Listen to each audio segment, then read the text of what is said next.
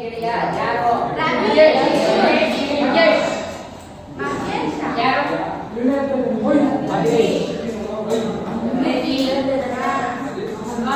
Next ಕೊನೆಯಲ್ಲಿ ಅವ್ರದ್ದು ಏನು ಅಡ್ರೆಸ್ ಇರುತ್ತೆ, ಈಗ ಆಲ್ರೆಡಿ ಅಡ್ರೆಸ್ ಕೊಟ್ಟಿದ್ದಾರೆ ಅಲ್ವಾ?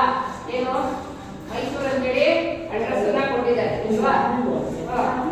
ಇಲ್ಲಿ ಏನ್ ಮಾಡ್ಬೇಕು, ಅವನ ಅಡ್ರೆಸ್ ಇರುತ್ತಲ್ಲ, ಅವನ ಅಡ್ರೆಸ್ಗೆ ಕವರಿಂಗ್ ಲೆಟರ್ ಅಂತ ಕರೀತಾರಲ್ಲ, ಕವರ್ ಮೇಲೆ ಅವನ ಅಡ್ರೆಸ್ ಅನ್ನ ಹಾಕೋದು, ಅವನ ಇದಕ್ಕೆ ಪೋಸ್ಟ್ ಹಾಕಿದ್ರೆ ಅವನು ಎಲ್ಲಿರ್ತದೋ ಅಲ್ಲಿ ಅದು ಹೋಗುತ್ತೆ.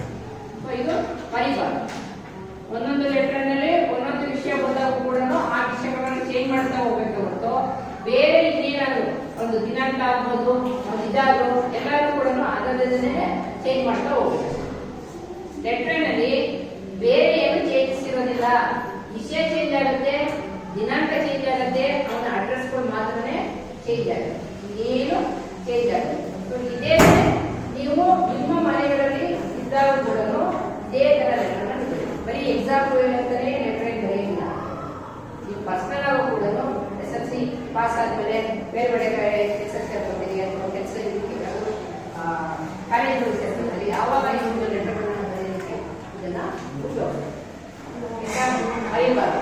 ನಿಮ್ಗೆ ಇವಾಗ ಬಹುಶಃ 4 ಮಾರ್ಕ್ಸು ನಿಮ್ಮ ಇದಕ್ಕೊಂದು ಅನ್ಬಿಡೋದು ಒಂದಾ ಈಸಿನ ಬರೆಯಕ್ಕೆ ಬರಿಬೋದಲ್ಲ. ನಾಳೆಯಿಂದ ಬರೀಬೋದು. ನಾಳೆ ಒಂದು ಲೆಟರ್ ಬರ್ಕೊಂಡು ಬರ್ಬೇಕು. ಏನು ನಿಮ್ಮ ಏರಿಯಾದಲ್ಲಿ ಊರಪ್ಪ ನಡೀತಾ ಇದೆ, ನಮ್ಮ ಊರಪ್ಪಕ್ಕೆ ನೀನು ಬರಬೇಕು ಅಂತೇಳಿ ನಿಮ್ಮ ಫ್ರೆಂಡ್ ಯಾರಾದ್ರೂ ಅವರಿಗೆ ಒಂದು ಲೆಟರ್ ನಲ್ಲಿ ಬರ್ಕೊಂಡು ನಾನಿಲ್ಲಿ ನಿಮ್ಮ ಗೆಳೆಯರ ಹೆಸರನ್ನ ನಾನು ಕೊಟ್ಟಿಲ್ಲ, ಅರ್ಥ ಆಯ್ತಾ? ನಿಮ್ಮನ್ನ ಅಂತ ಹೇಳಿದೆ, ನಿಮ್ಮ ಹೆಸರನ್ನ ಹಾಕೊಂಡು ನಿಮ್ಮ ಫ್ರೆಂಡಿಗೆ ಒಂದು ಲೆಟರ್ನ ನೀವು ಬರ್ಕೊಂಡು ಬರಬೇಕು. ಅಂದ್ರೆ ನಿಮ್ಮ ಏರಿಯಾದಲ್ಲಿ ಇರ್ತಕ್ಕಂಥ ಊರ ಹಬ್ಬಕ್ಕೆ ಅವನನ್ನ ಆಹ್ವಾನಿಸಿ ಒಂದು ಲೆಟರ್ನ ಬರೀತಾರೆ.